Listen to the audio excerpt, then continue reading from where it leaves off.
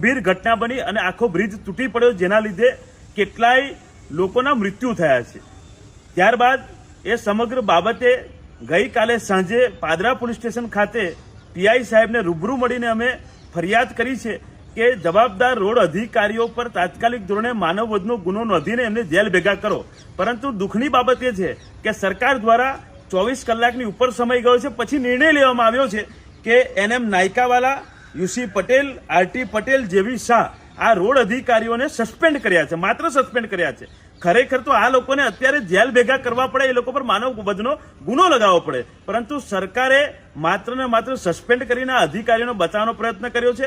હું સરકારને ચેતવણી આપું છું, મહેરબાની કરીને આ લોકો પર તાત્કાલિક ધોરણે માનવ વધનો ગુનો લગાવો। જો સરકારમાં થોડીક પણ ઈમાનદારી હોય તો આ લોકોને જેલ ભેગા કરો, નહીં તો મોટું આંદોલન કરવામાં આવશે, ધરણા પ્રદર્શન કરીશું, ઉચ્ચ સ્તરીય હાઈકોર્ટમાં જઈશું, પરંતુ આ અધિકારીઓને છોડવામાં નહીં આવે।